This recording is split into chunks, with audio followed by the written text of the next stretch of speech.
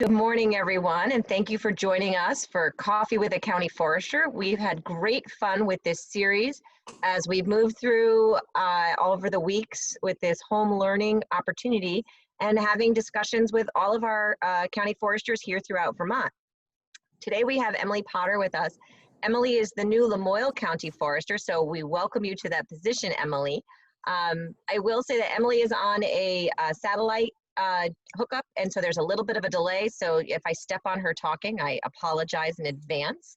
I'm going to turn it over to Emily and let her tell us a little bit about herself and sort of her vision as she works into this position as county forester. I want to thank Kathleen Warner, who's on the call from Vermont Woodlands Association, for co-sponsoring with Vermont Coverts as we bring you this series. So Emily, take it away. Okay. Good morning, everyone. Emily Potter here. As of about 3 weeks ago, I'm the new Lamoille County Forester, administering the current use program in Lamoille County. Before starting in this position, I was the Northern Private Lands Forester, working with the Natural Resources Conservation Service, also known as NRCS, on private lands in Northern Vermont. NRCS provides cost share funding for private landowners to implement conservation practices on their land. Things like forest stand improvement, non-native invasive plant control, erosion control on forest roads, creating and enhancing wildlife habitat through forest management. So that's a great program. If you don't know about it, I would recommend looking into it. I started with Forest Parks and Recreation in 2012 as a summer seasonal, and have really enjoyed all my time working with the department. Pretty amazing to be getting paid to be in the woods. So I guess I'll give you a little background about Lamoille County. Lamoille is the third least populous county in the state, and it's home to a lot of forest land. It covers 464 square miles. Only 1.1% of that area is covered by water, so it's a lot of forest. Lamoille County was founded in 1836, but was home to the Abenaki people long before that. I don't know a ton about the history of the area, but I read that during the Ice Age, Lamoille was entombed in about a mile of ice. And as the ice sheet retreated about 15,000 years ago, Lake Stowe formed as glacial meltwater accumulated. And once the ice completely melted, the lake drained out through what's now the Lamoille River Valley. So that's kind of interesting. I take my coffee with a little milk or cream, and I enjoy being outdoors, swimming, hiking, running, cross-country skiing. This time of year, a lot of gardening. So there's a little background about me in the county. Guess I'm ready to have a conversation. All right, that sounds great. So what I ask all of you to do, if you have any questions for Emily about forest, trees, management, current use, invasive species, go ahead and type them in the chat box. I'll read them off to Emily and we'll have her answer them. Since there's nothing in the chat box quite yet, Emily, what I'm going to start off with, and I have had such fun asking this of the other county foresters, do you have a favorite tree and why? That's a tough question, but I think yellow birch is my favorite tree. I just think they're really beautiful and they live a long time. They're important for birds because lots of insects live under the bark, the shreddy bark. If you peel the bark off, it smells like mint underneath. I just like yellow birch. It's a nice tree. That's a great one. It's been interesting to see who says what. It was Tony Tomato was yellow birch as well, if I remember correctly. And was it Keith also?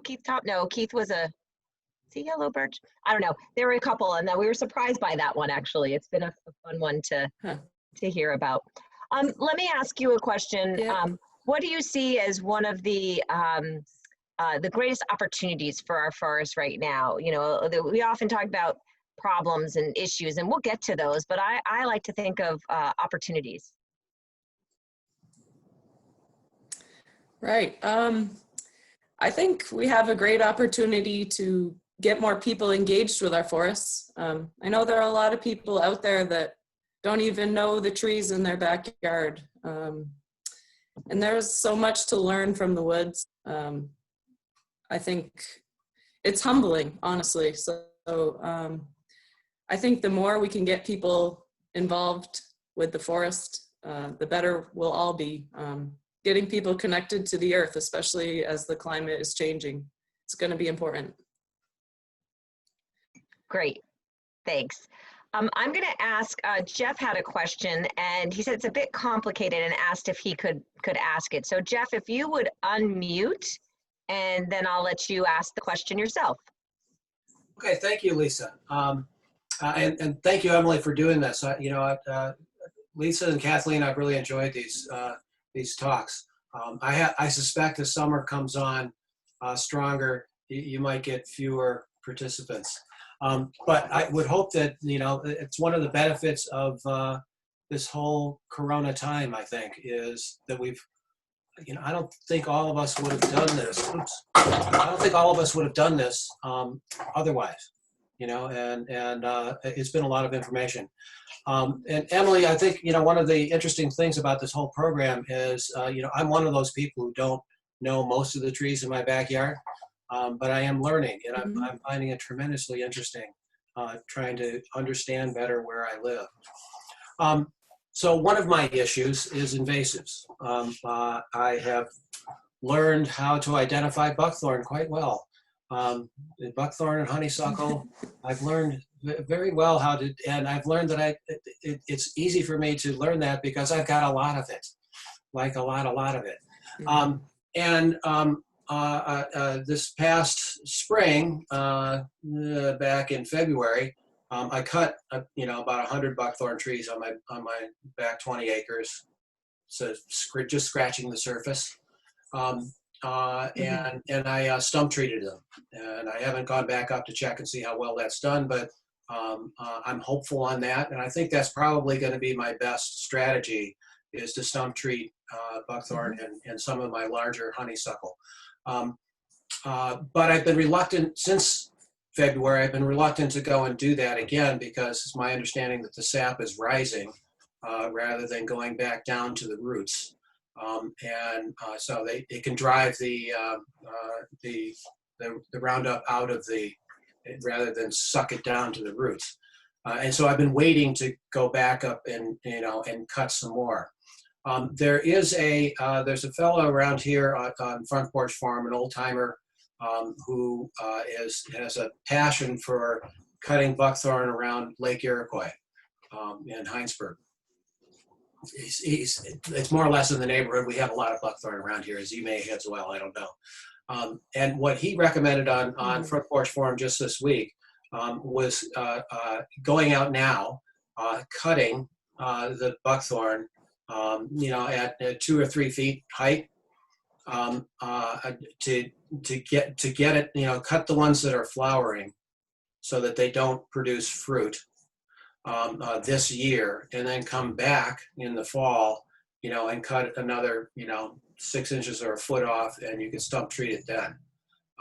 I had planned on waiting the summer to go back up there and wait until July or August at the earliest, if I can get in there, and go back on my rampage against my invasives then. But what do you think about the strategy of cutting now and then taking another bite at that later on in the summer or winter and stump treating it then? I think it really makes sense to cut off any flowers that are going to produce fruit this year. That just reduces any further seeds that are going to be spread. I don't see why that would be a problem, honestly. Probably if you cut it off with some length, it's still going to resprout, and then in the fall or later summer when you're going to do it again, it'll still be effective, is my guess.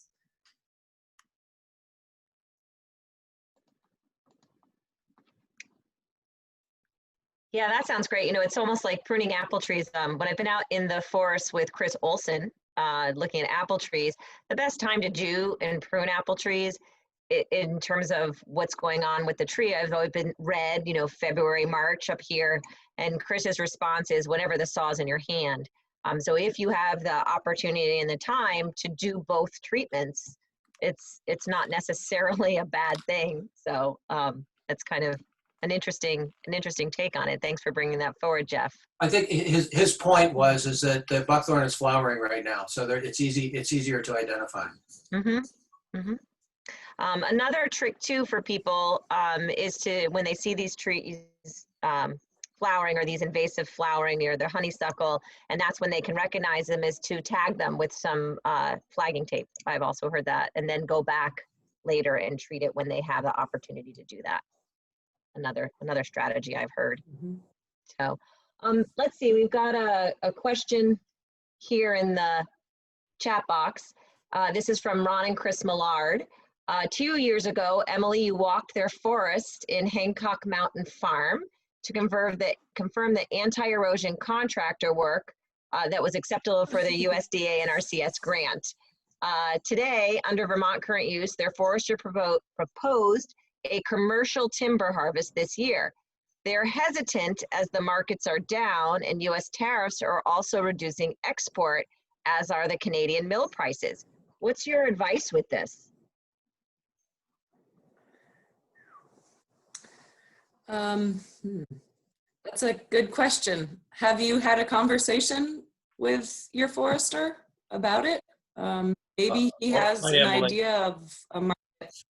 Yeah. Hi, Emily. Nice to see you, and congratulations on your new job.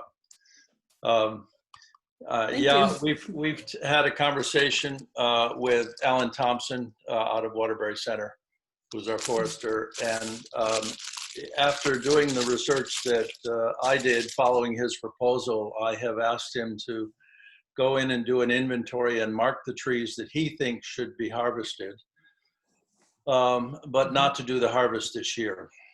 And then we would have an inventory and market estimates under current prices, what that would be before we actually deal with a logger and a trucker. And he works with us on that in a mill. So that's been our decision, but we had hoped to link it to the NRCS wildlife habitat patch cut, which is under our NRCS grant, because we can't find a forester, a logger who's willing to just do the patch cut because it's not economical for them. So we're going to probably delay that. We have an extension that's been awarded already on that contract, so that we can delay it until 2021, hoping that the markets actually improve. So that's the background. Mm-hmm. That's good. I'm glad that you were able to get a contract modification to do the patch cut in conjunction with that harvest. I think what you're doing is being wise. I think it's good. Hopefully things are going to improve.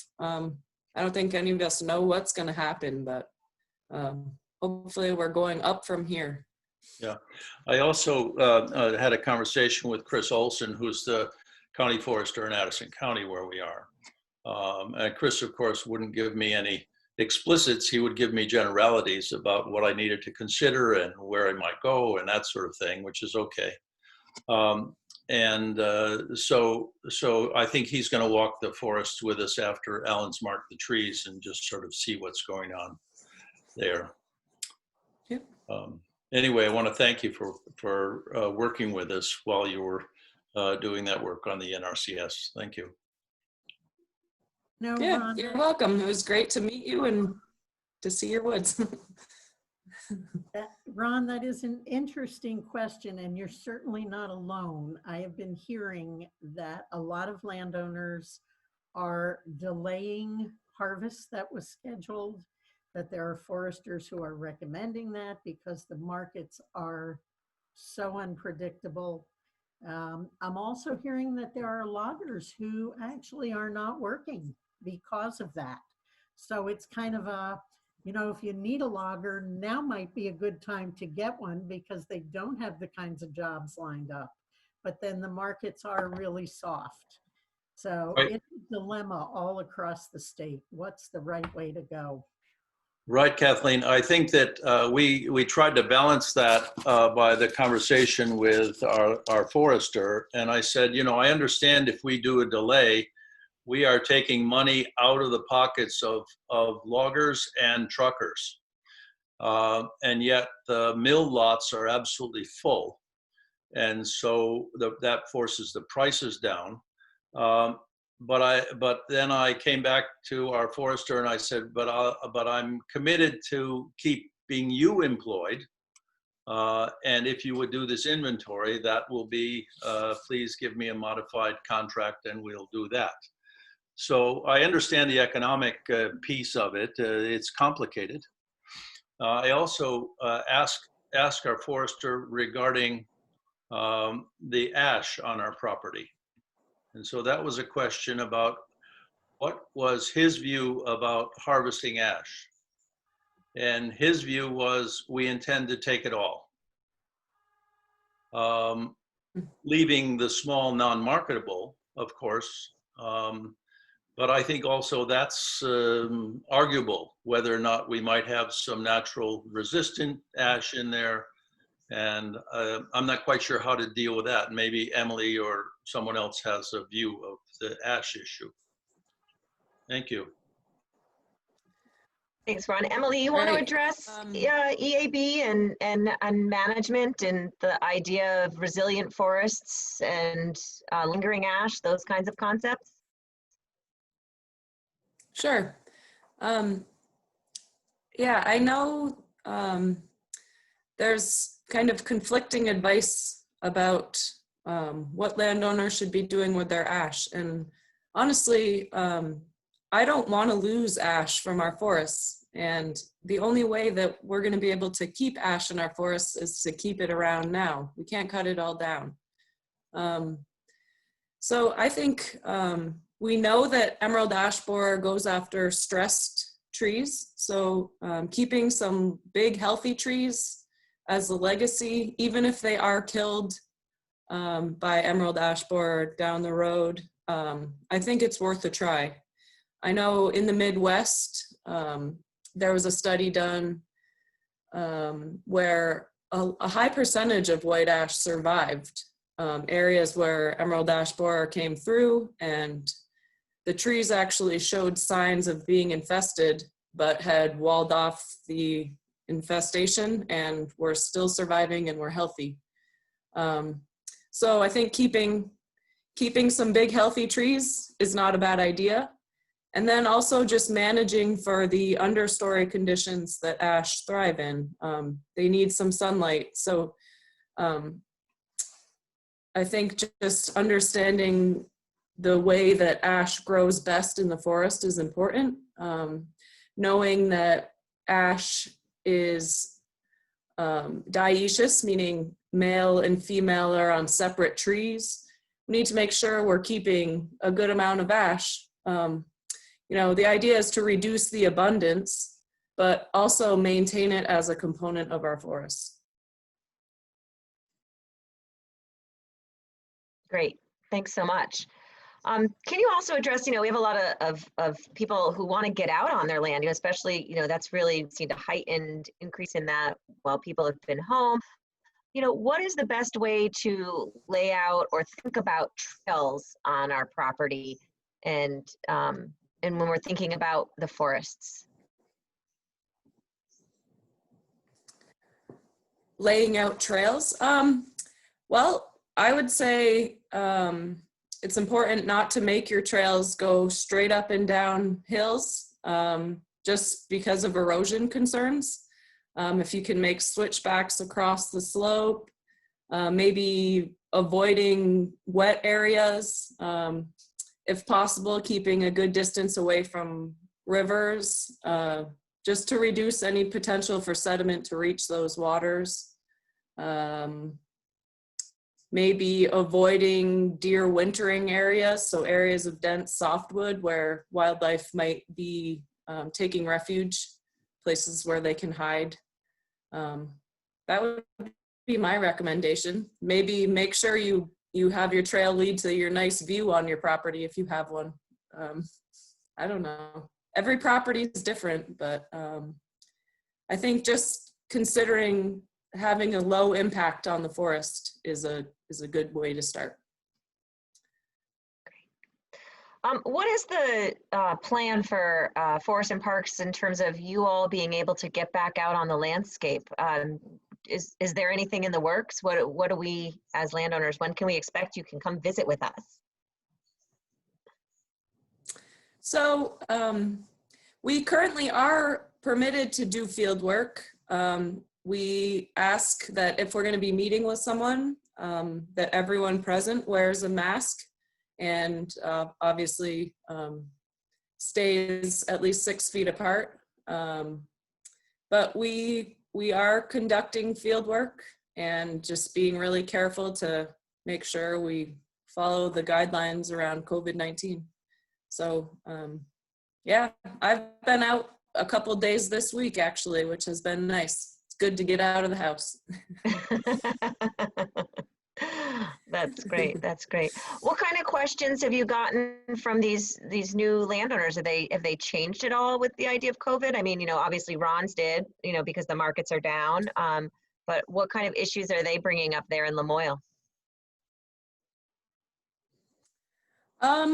I've gotten, I guess, a couple of amendments to forest management plans, as Ron mentioned, because of the market situation. I've also gotten calls from new landowners from out of state, actually. So people that just bought property in Vermont that wanted to know more about current use.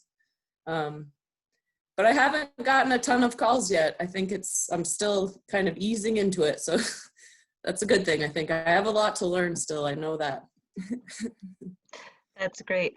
For some of these landowners who are learning, you know, how do you recommend them starting to learn about the trees, the invasives, and those kinds of things in their properties? What are some of the strategies you would recommend? So usually one of the first things I tell a landowner is to try to get in touch with a consulting forester, find someone that they get along with well. Because I think that's a really important relationship. Get out in the woods with your consultant and ask lots of questions. I recommend that people look at the vtinvasives.org website, which has tons of information about invasive plants. Even Forest Parks and Recreation's website is a good resource for information about current use and just our forests in general. You know, getting a tree ID book even. Go out there and just try to identify things. Spend time in your woods, you know. That's what I would recommend. Those are all good, important things.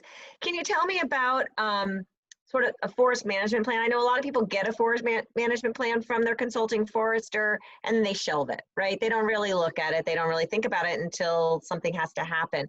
What kind of things, you know, and I think it's also because it's intimidating because of language.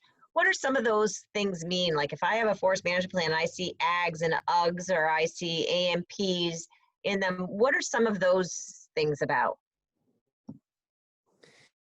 Yeah, so when a forester comes to your land to collect information to write a plan, they're doing an inventory of your forest. So usually they've laid out a grid across your forest with points that they're going to go to and stop and look around, measure the trees in the area, take an assessment of the quality of the trees.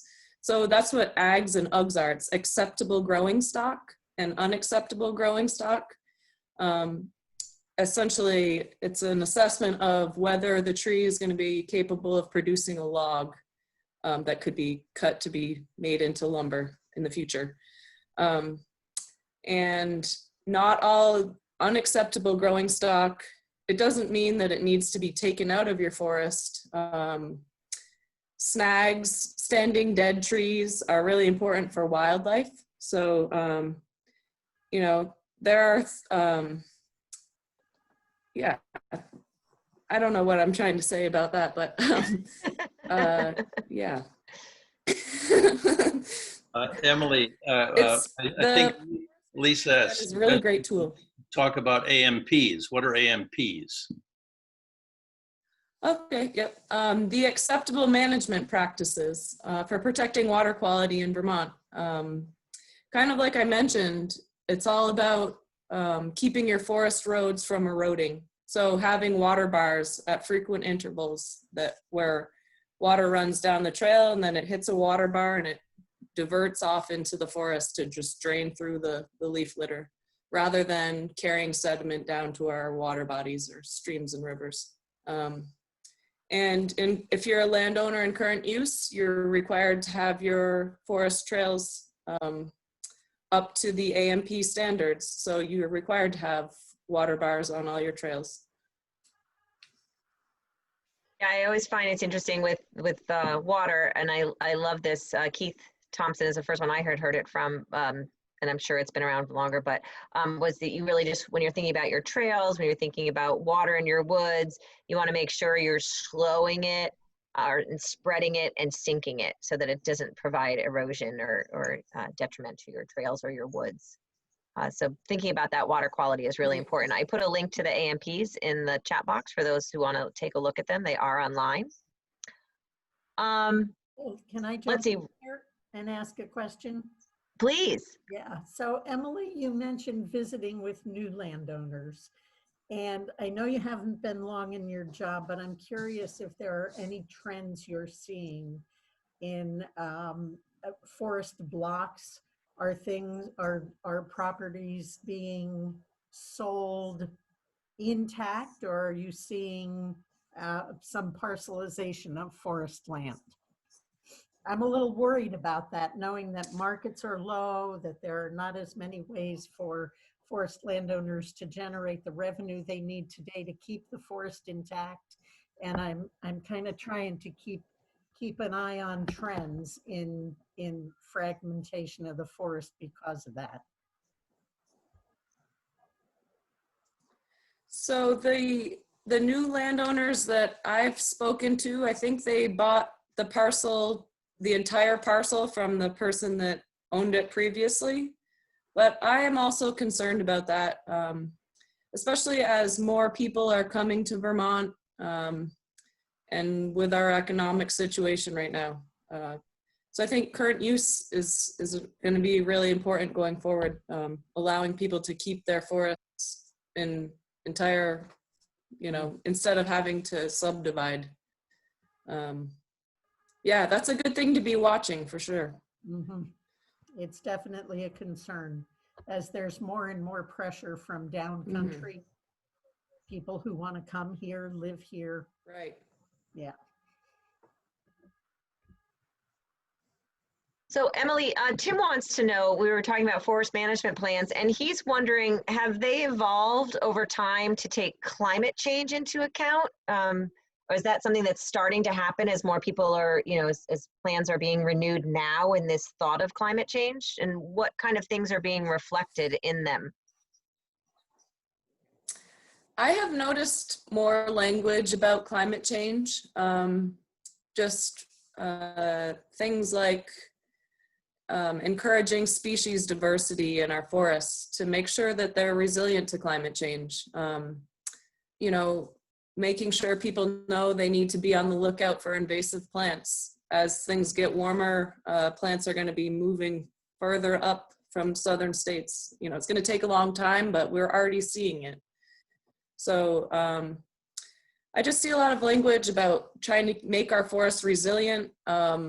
Having a good species diversity is really important. Maybe encouraging oak. If you have a small component of oak trees, trying to encourage that component. Things like that are mostly what I see. Great. Rich wants to know, just a second, Ron, and then I'll call on you next. What do you find most interesting about being in the woods? What excites you and really challenges you out there? I just love all the life in the woods. The insects, the birds, the fungus, mushrooms. I just think there's so much life in the forest, and the air is so fresh. I don't know. It's hard to describe, but there's nowhere like it. Just take a walk in the woods and just try to pay attention to how you feel. I guess that's my recommendation. I don't know. I just love being in the woods. It's relaxing. Ron, you had a question? Well, a couple of comments and a question. Regarding oak, our consulting forester has recommended that we plant oak. Historically in Hancock, Vermont, there is oak, and there has been marketable oak. If we go back into the historical records into the 19th century, there was oak harvested. So this is not a short range planting. This is something beyond my lifetime, but we planted along a river bank that's a tributary of the White River. We've planted probably 20 oak on both sides, both to provide shade for the creek and to see how they do. And they're thriving. They're now in their third year, and they're all leafed out and really looking very healthy. The second question I have relates to the balance between our relationship with the White River Partnership, which we have a contract with them to allow a riparian zone, which is a 50-foot border on either side of the White River, for erosion control, for habitat control, and for tree plantings. And we're having and we've had that for 15 or so years. So the early section is just a jumble. It really helps slow down water courses and stuff like that if they overflow their banks. The intent is to get trees growing tall enough to cool the water, shade the water for trout habitat as well. Right now we have beaver, and they're a challenge because these new tree plantings they get are nice targets for the beaver. And so we're having a hard time keeping ahead of the beaver. And the second challenge we have is we planted a whole bunch of eastern larch, tamarack, which we're doing well, and some of them are up over 8 or 9 feet now. Yet in the wintertime, when the snow comes, the voles apparently seem to love the tamarack bark and are skinning the barks of the trees off, and the trees are dying. So any advice or challenge or solutions would be appreciated. I know that there are tree tubes that you could try putting around the trees before winter.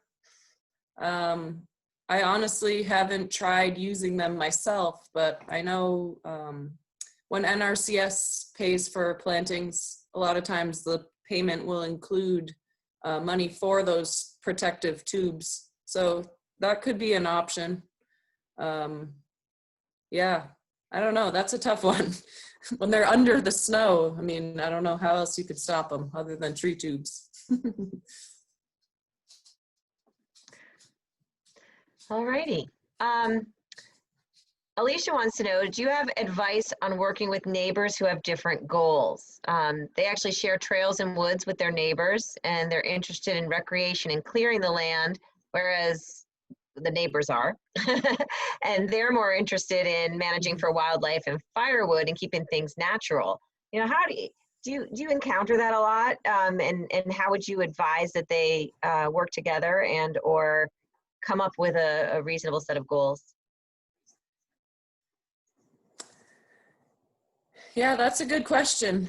I haven't encountered it a lot, but I'm sure it's not uncommon.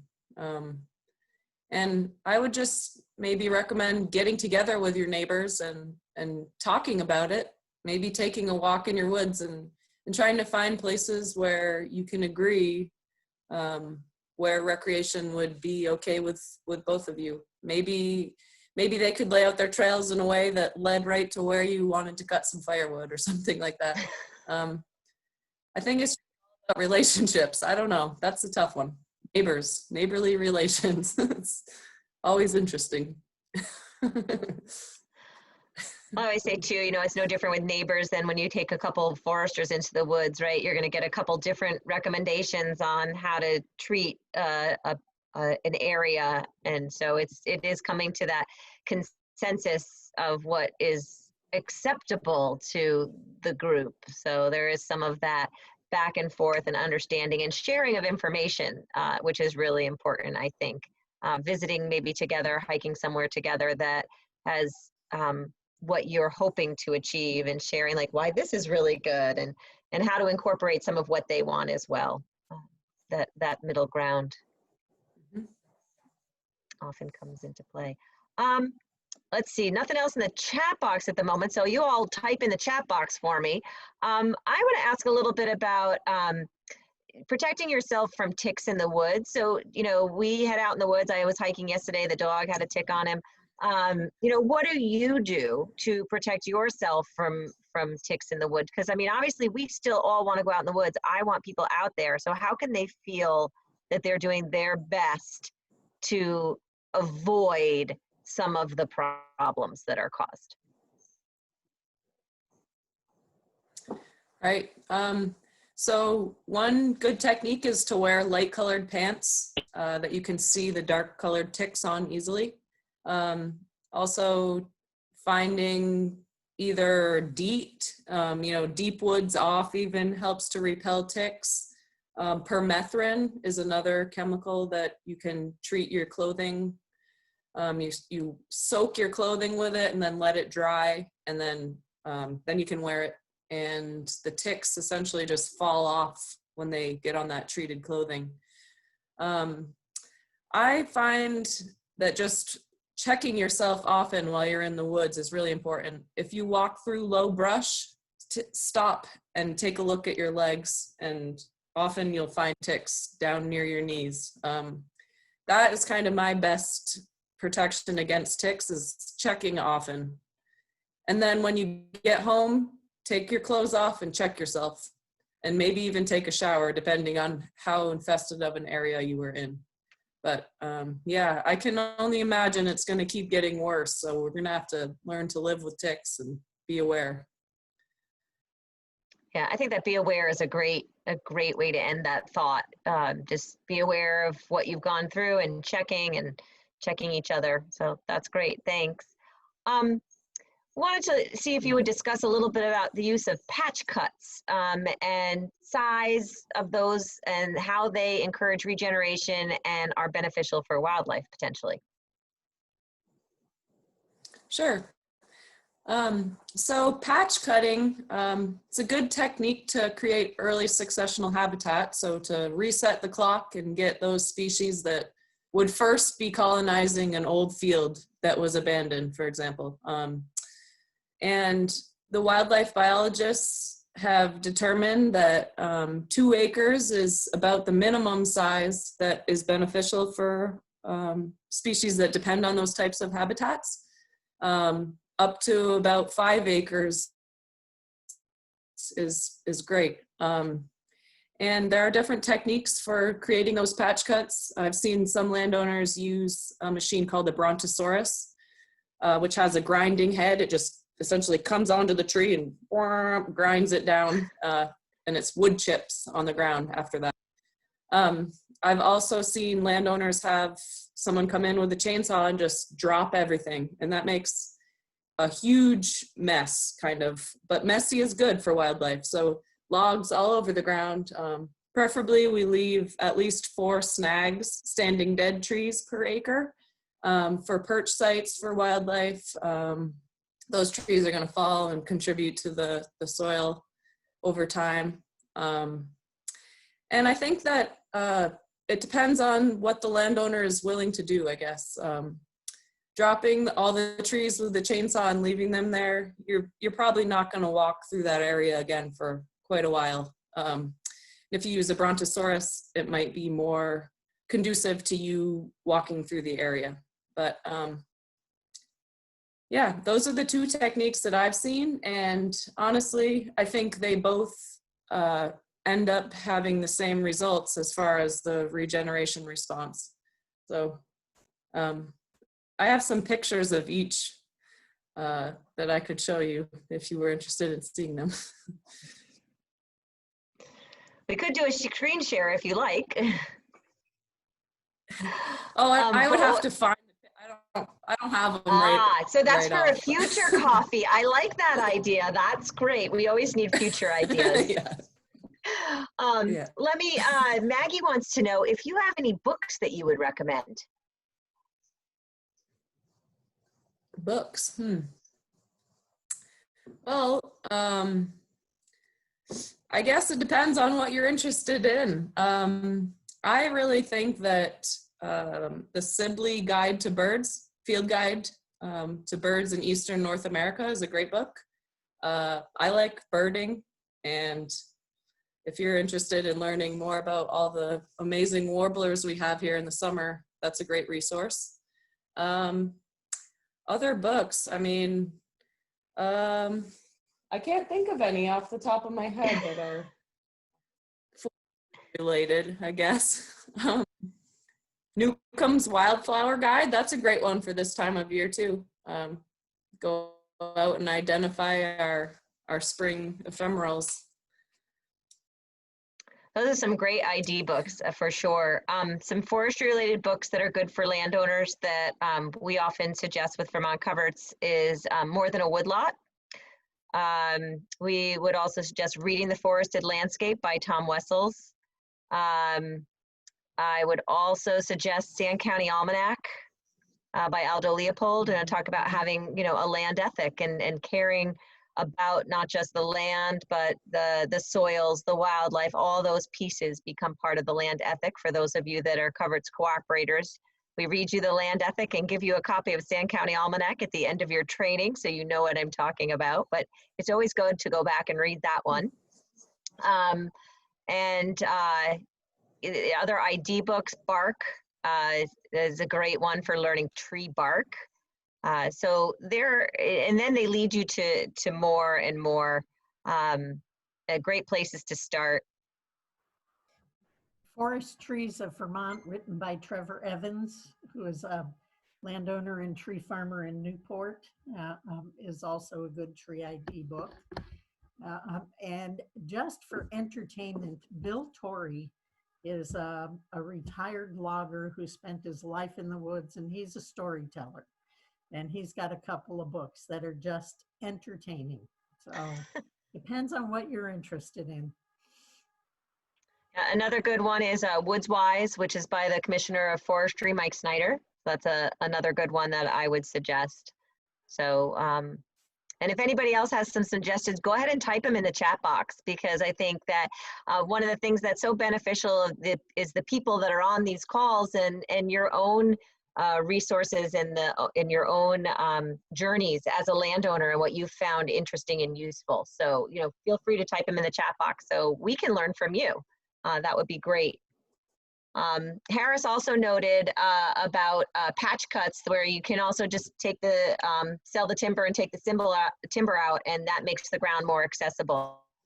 And so there's so many options when you're looking at managing your land, whether it be a patch cut, a crop release, you know, just so many options. And that's why it's so important to involve these various experts, the consulting forester who works for you, the county forester who is interested in helping you, inviting someone from the NRCS program that Emily used to be a part of to come walk your property, fish and wildlife biologist. All of those are important and part of your team as a landowner to help you best manage your land for the goals that you set out.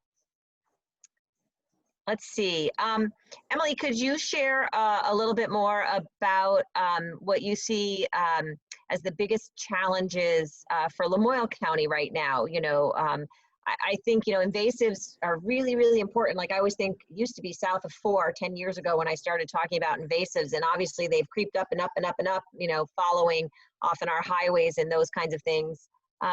So what do you see as some of the biggest challenges in Lamoille right now for landowners? I think that invasives are definitely one of them. We're kind of on the front lines, I think. I've been thinking about it, and I think that's something I want to do as a county forester, is try to determine where the front lines are of the invasive plants in my county and try to make people in those areas aware that they're encroaching. So that's going to be a challenge going forward. I think also we have a lot of large parcels that, as Kathleen was mentioning, may be under some pressure for being subdivided. So I think just having conversations with landowners about the importance of large forest blocks is going to be important. I guess those are two of the main things I can think of. I haven't been in Lamoille for very long, so I'm sure over time I'll have a better idea of what the challenges will be, but I think those are some good ones. That's great. That's great. And I love the open-mindedness of I have a lot to learn and get into and to dig into in my county. So I think that's a great thing that you have going for you. One of the people in the chat box typed in, Alicia, she's talked to a lot of our landowners. She's doing a survey of Coverts landowners, and she says that a lot of landowners want to know what you see when you're in the woods. So seeing the forest through the eyes of a forester. So when you visit a property for the first time with a landowner, what kind of prep do you do before you go out to visit with them? And then also, what do you look for once you're on the property? Okay. I try to look at properties before visiting them. I look at the A&R Atlas, which is a great tool. You can zoom right in and see the parcel boundaries. You can add different layers to the map. So you can look at where the rivers are, if there are ponds or wetlands. You can check to see if there are rare plants on the property or in the area. You can use different imagery called LiDAR, which shows the topography really well, just to see if we're going to be hiking up a steep hill or what the landscape is like on the property. So those are the things I look at before, and then I guess maybe I would look through a management plan if I had a copy of it before going out, just to get an idea of what the forested stands are like, what species composition is in each area, and that kind of thing. That can give you an idea of the history of the property. So, places that were used to be agricultural fields that were abandoned are likely maybe to have, white pine trees growing on them, because those were the first trees to colonize the field once it was abandoned. So those are the kinds of things I think about. Sometimes you'll see birch trees along trails because those seeds needed the sunlight and scarified soil to establish. So you can always kind of take a look into the past when you're in the forest. Sometimes you'll see old stone walls, and I like to think about, the hardworking Vermonters that picked the stones out of their fields and made those stone walls. I don't know. It's the forest. Forest time is so different than regular time, and that's why I like being a forester. I find it to be really humbling. There's a lot of history there. So Ron had asked if the A&R Atlas is accessible to the public, and it is, and I put the link in the chat box for those that want to access it. The other things you can look at are like the Vermont Conservation Design and BioFinder. Those are some other suggestions that landowners and professionals use before they go out into the field to look at a land that they might be visiting. So that's another option. So let's see. So the chat box is a little quiet.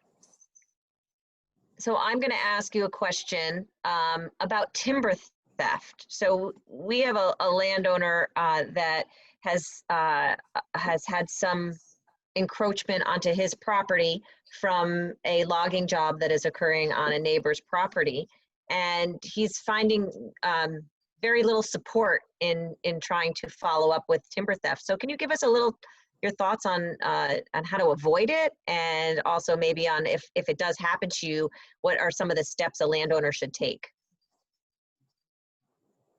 Sure. That was one of the first calls I got when I became Lamoille County Forester. Someone called saying that their neighbor had cut a significant amount of trees on their property. And one of the first things I asked that person was if they had contacted a consulting forester to come assess the area, you know, take some pictures and try to get an idea of what the loss was. It's really important to make sure that your boundaries are well marked. So working with your forester to you know, make sure that they're clearly marked, or if they're not clear, potentially hiring a surveyor to clarify them, reblaze and paint the boundaries. That's really good protection. And also in the Vermont statutes, there's the law of trees. That's a good resource to look at. I think it's a tough situation to be in, and I think the best thing you can do is walk your woods often, keep your boundaries well marked, and maybe get to know your neighbors.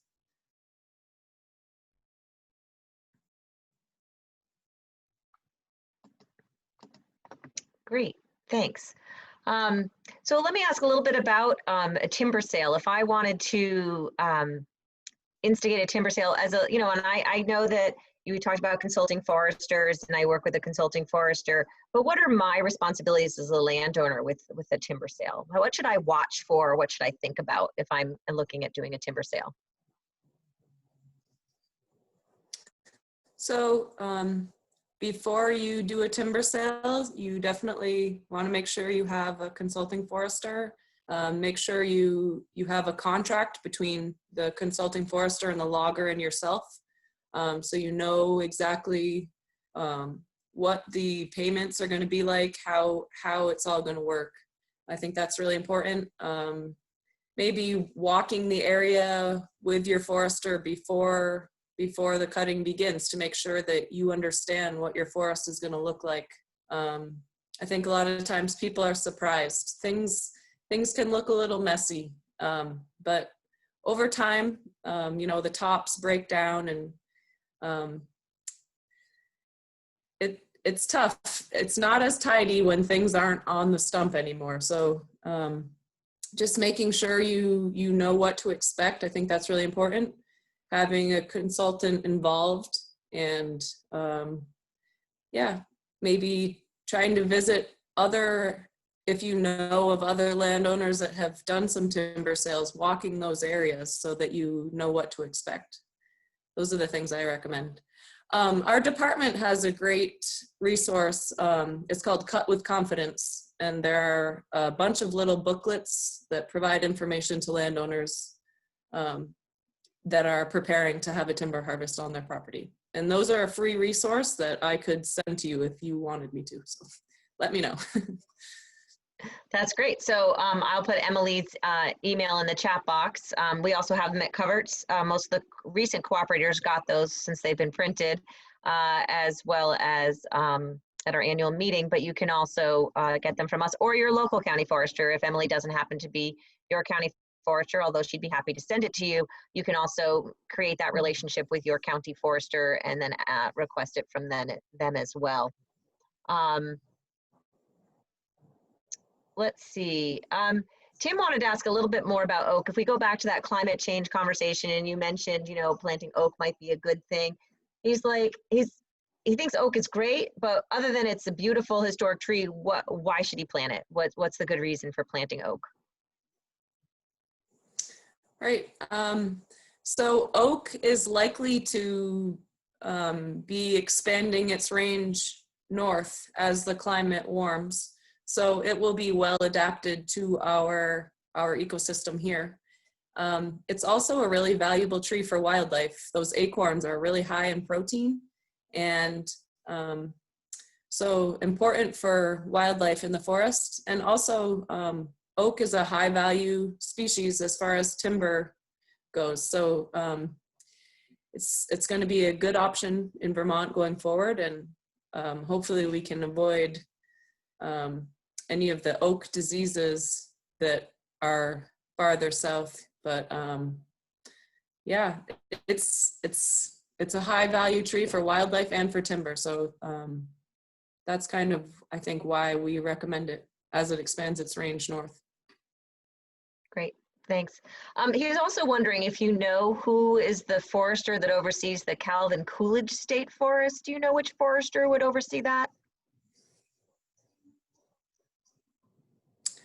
I think Tim Morton is the state lands forester in that area that oversees Calvin Coolidge State Forest. He's the stewardship forester. Do you mean the county forester, or?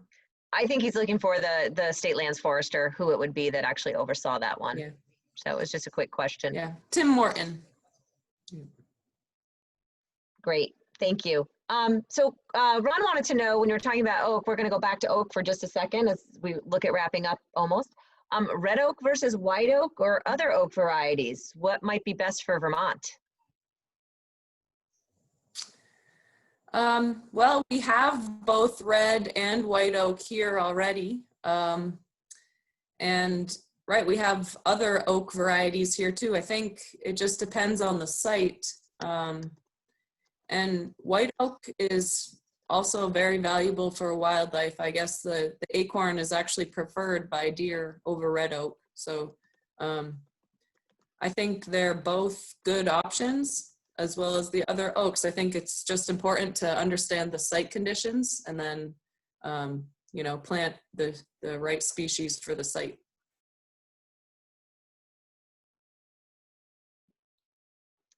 Great.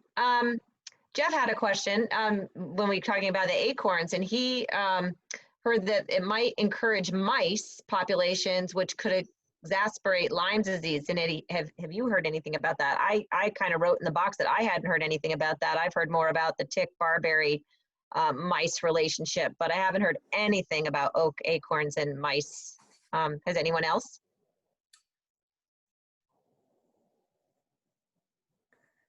I haven't either, but I know that mouse populations are often the trends in their populations are related to good seed years. So I think maybe there's something to that, when it's a really good seed year, the rodents do well, and then the owls do well, and it's a, you know, all the predators do well because there's more to eat. So, you know, there could be good things and bad things as far as that goes. But I agree that the invasive plants, I've heard that they harbor more ticks than anything. All right, well, we're rounding on the 10 o'clock hour. So I was wondering if you had any last thoughts for us before we disband and enjoy this beautiful day. I'm just appreciative that you all joined us. I was pretty nervous, and hopefully I answered your questions well. So I think it went well. It was fun. And, you know, I'm not used to meeting with people electronically. So I look forward to hopefully seeing some of you in the woods sometime. It would be much more productive, I'm sure. Well, thank you so much, Emily. Thank you. So thank you all for joining us today. It was great having you. Vermont Coverts and Vermont Woodlands Association. We're continuing with our coffee in the mornings. Right now we have one scheduled for next week with Ali Kosaba. Ali is the new climate change forester for Vermont. So we'll be discussing specifically forestry and climate change next Friday, same time, same bat channel. And, you know, of course, go visit our websites. If you get the e-news and you'd like to share the post to your front porch forum, that would be great so that we can get as many people involved with these conversations. Because it is a great way to connect people to the land, with a land ethic, with passing along information that will benefit Vermont's woods. Kathleen, do you have anything you'd like to add? No, I just want to thank Emily for joining us today. I know we kind of put you on the spot in your new job there. So it was great that you stepped up to do that. And thanks everyone who joined us this morning. I love these Friday morning events and hope to see you next week. All righty, thanks all. Have a great day. Yep. Thank you. Have a good